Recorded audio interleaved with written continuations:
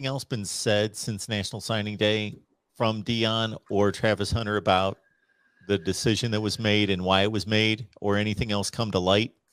Deion has said, that money wasn't the deal, with anything. That's not why Travis Hunter came to Jacksonville State. That's not why he signed. But he then, talked about Mike Norvell and said that he's a heck of a coach and respects him. But this was just this is recruiting business, and that's how it goes. I know a lot of people are ticked off at Deion, and I understand that. I think too, the way it went down with Travis Hunter was just not the greatest. It was almost disrespectful to a lot of the Florida State staff and to the fan base too, that were really pulling for him since, the recruitment and that relationship at Florida State. It stinks. It is what it is, but Florida State's going to move on. Mike does a really good job. I think that's one thing about him. He does a really good job whenever he gets hit and takes an L. He kind of bounces back and usually finds an answer. So I'm interested to see what he does with a definitely chip on his shoulder. He's a competitive guy from things I've heard. I've just seen him in person too as a coach at practices and such. This guy is full of energy. He's doing a lot of things behind the scenes that I don't think people think he's doing. I don't know. I mean, I know people think Nick Saban's doing this. You've got homeboy Lincoln Riley over there on the West Coast now. There's a lot of coaches that, like Dabo Swinney too, that everybody's doing things behind the scenes. And Mike Norvell is one of those coaches. He's not just sitting there.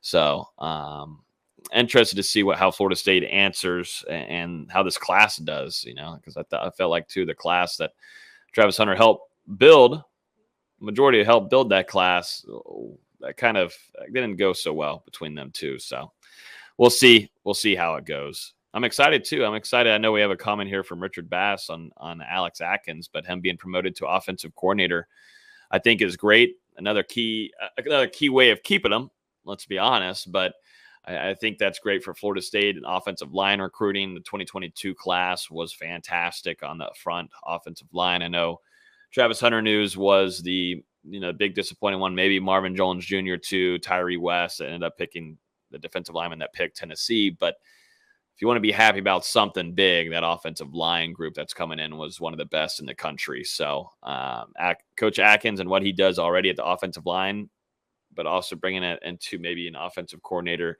position. Mike Norvell's still going to be the heavy guy there calling plays. I think he'll be playing a more pivotal role than last year, I believe, with Kenny Dillingham. But Coach Atkins is very highly respected. Coach Atkins will not be at Florida State very much longer. I'll go and tell you that. But another way of just keeping them here and sealed down is what you got to do to put him at a offensive coordinator. So I'm excited. I'm excited for him, and he absolutely deserves it because he's kind of getting out of his position group and recruiting a few guys too, from what I've been told. So that's just how well he is as a recruiter. And despite the disappointments on National Signing Day, it is the second-ranked class in the ACC, despite only 15 signed. So that number is going to go up by the first Wednesday of February. So it's a really good class at number 14 in the country. Mm-hmm. Yeah, no, there's definitely a lot to like. There's a lot of talent there. There's just some needs that Florida State has got to figure out a solution to before February, before signing day. Yeah, like there's got to be some fixes, definitely either in the transfer portal or it's going to have to come through recruits. Linebacker, defensive end are two pivotal spots right now, with the wide receiver room starting to fill back up.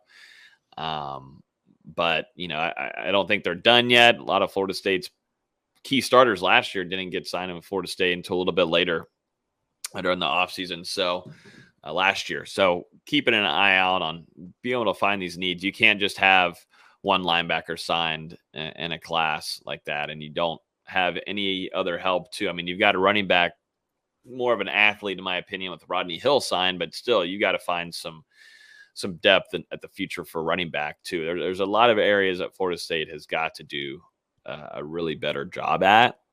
And, it seems like Florida State on early signing day, they had all these visits, things were going great, relationships, but man, they're being told something differently. And definitely they've got to be able to shut down and have these last visits with guys. That's something that has hindered Florida State. I think they've done a fantastic job at building these relationships, getting Kamari Wilson, getting all these guys that, we would have never thought that would be in contention for Florida State, to where some of these guys are saying, Florida State was my number 2, but ended up going here, ended up going there.